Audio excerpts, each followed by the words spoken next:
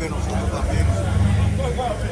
Como la realidad dominicana cae dentro de lo que es la celebración del día, nosotros destacamos dos situaciones. La primera es que se están celebrando unas campañas electorales que no defienden esa declaración de los derechos humanos, por cuanto en su campaña no han incluido una lucha por elevar el nivel cívico de la población, que conozca verdaderamente sus derechos fundamentales, y mucho menos la importancia de la lucha contra la corrupción en nuestro país como un elemento de campaña. No lo reconocen ni ninguno lo manifiesta realmente en sus distintas alocuciones. Usted dice que aquí se desconoce lo que son derechos humanos. Aquí los partidos políticos no están haciendo una campaña que se corresponda con las exigencias de los derechos humanos. Está consagrado tanto en nuestra Constitución como en la Declaración Universal de los Derechos Humanos.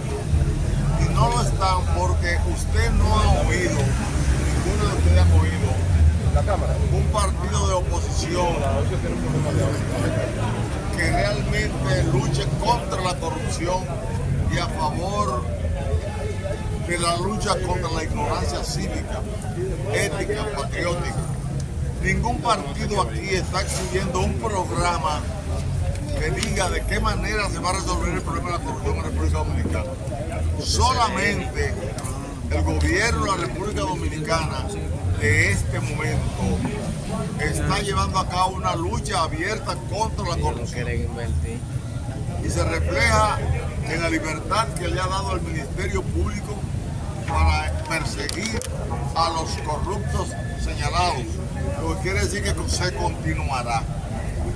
Frente a esa actitud de la lucha contra la corrupción que ha exhibido el gobierno y por la cual ganó, porque si Luis Abinader no cumple con eso, le está mintiendo al país, por cuanto él llegó con la oferta de luchar contra la corrupción que se había levantado a partir del trabajo realizado por los militares y civiles constitucionalistas, desde que Camaño Deñó declaró el 24 de mayo de 1985 que la revolución se debió, entre otras cosas fundamentales, a la corrupción que imperaba.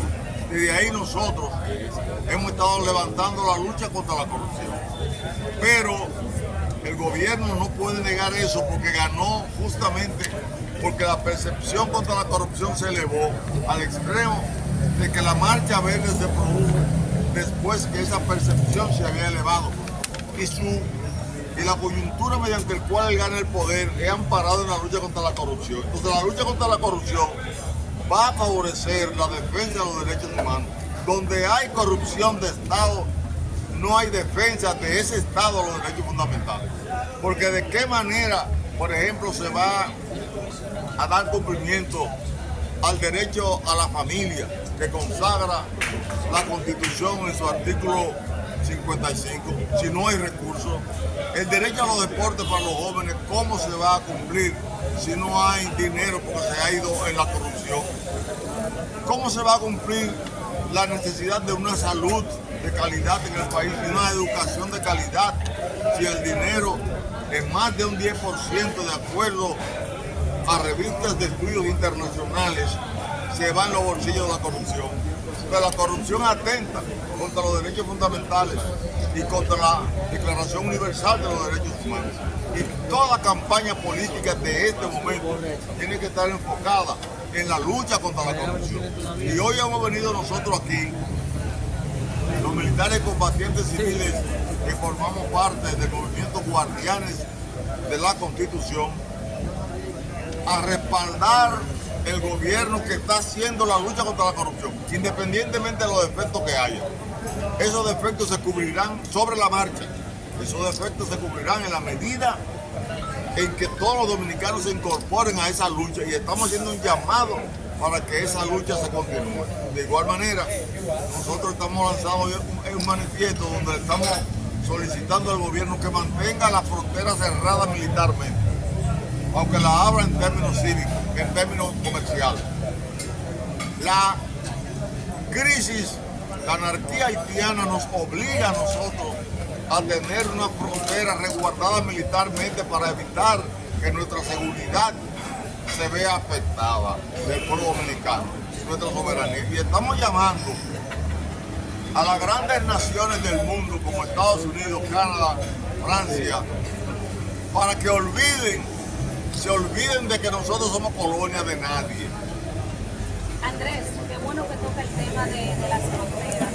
A propósito de que ustedes manifestaban que hoy se pronuncian para que se refuercen los derechos humanos en el país, ¿qué tiene que decir respecto a que los haitianos se niegan a abrir sus fronteras para la parte comercial, pero siguen penetrando de manera ilegal en territorio dominicano? Ayer incluso un grupo penetró por la sierra de Bauruco. Fueron atrapados. Dicen pues los internacionalistas que nosotros, por repatriarlos a su país, violentamos sus derechos humanos. ¿Qué tiene que decir sobre eso? Que no es verdad. Quien diga que nosotros no tenemos derecho a repatriar al que venga ilegal a este país está equivocado. No respeta la Constitución ni respeta los acuerdos internacionales. Nuestra nación es soberana, es libre y como tal puede aplicar la ley y la Constitución cuando la coyuntura lo determine, en las condiciones que la ley y la Constitución permiten. Ningún país del mundo tiene fronteras abiertas.